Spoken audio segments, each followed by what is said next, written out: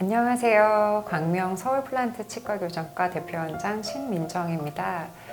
오늘은 발치 후 오래도록 방치된 치아 자리에 이제 어떤 식으로 치료를 해야 하는지 질문을 주신 사연을 볼 건데요. 같이 읽어볼게요. 발치 후 오래 방치했는데 임플란트 가능할까요?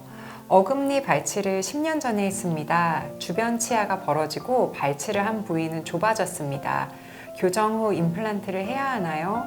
교정을 해야 된다면 전체 치아를 교정해야 되는 건가요? 발치하고 사실 바로 임플란트를 하는 게 가장 좋기는 하죠. 그런데 이제 많은 분들이 바쁘게 지내시다 보면 한 달이 2달 되고 1년이 2년 되고 이러다 보면 10년째 오시는 분들이 종종 있으세요. 저희 병원에도 많이 있으세요. 그래서 발치한 후에 이렇게 오래도록 아무 치료 없이 방치를 하다 보면 어떤 문제가 생기냐면 지금 말씀 주셨던 대로 주변 치아들이 일단 쓰러져요.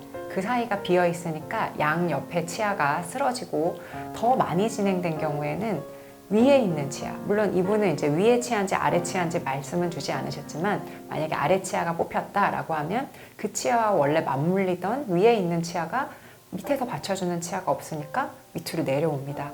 그러면 그 치아와 맞물리던 좌우 치아 그리고 상방에 있는 치아가 다 제자리에서 벗어나게 되는 거예요. 이렇게 되면 이제 문제가 커지죠.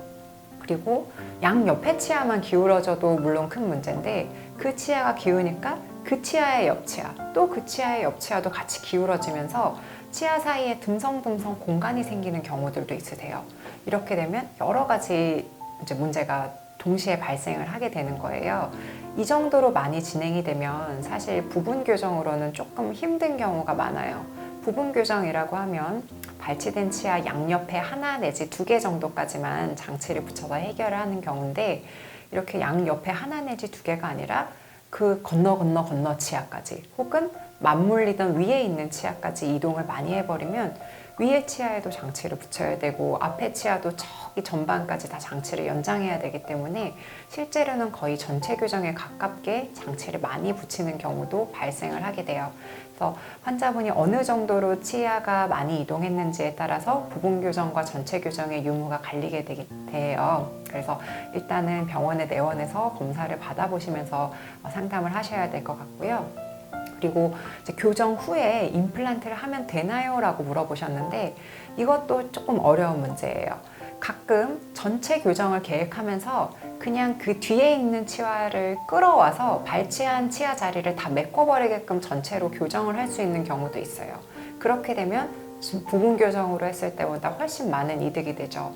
첫 번째로는 임플란트를 하지 않아도 되니까 임플란트 비용이 좀 절감이 되시고 두 번째로는 사실 비용만의 문제는 아니죠. 자기 몸 안에 어떤 임플란트라는 인공 물질이 들어가야 되는데 그게 아니라 그냥 자연치만으로 교합을 형성할 수 있게 되시니까 추후에 관리하거나 사용하시는 데 있어서 조금 더 편안하게 쓰실 수 있게 되실 거예요.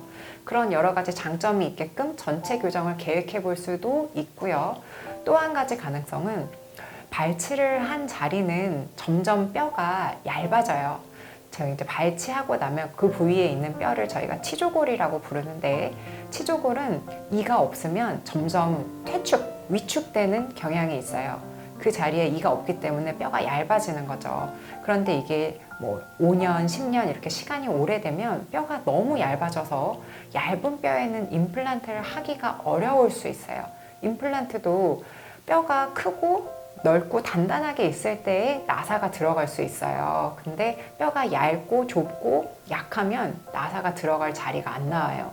뭐 간혹 뼈 이식 등을 통해서 그걸 극복할 수 있는 경우도 있지만 뼈를 이식하기에도 너무 얇게끔 치조골이 많이 퇴축이 되어 있는 경우는 아무것도 하실 수가 없어요. 그런 경우에는 임플란트를 하고 싶어도 못하고 브릿지를 한다거나 좀 개수가 많으면 틀니를 한다거나 이렇게 해야 되는 일이 발생할 수 있으세요. 그래서 이제 저희가 이가 빠지면 가급적 빠르게 해결을 하시라고 말씀드리는 이유 중에 시간이 흐를수록 치료 옵션이 점점 줄어들어요. 당연히 좋은 옵션부터 없어져요. 나쁜 옵션만 남게 될 수도 있어요. 그러니까 일단 이제 환자분은 벌써 10년의 시간이 흐르셨고 이제는 치료를 계획을 하고 계시죠. 그래서 가능한 빨리 인근에 이제 교정치과가 있는 곳으로 가셔서 상담을 받아보시는 걸 추천드릴게요. 네, 지금까지 광명 서울플란트 치과교정과 대표원장 신민정이었습니다. 감사합니다.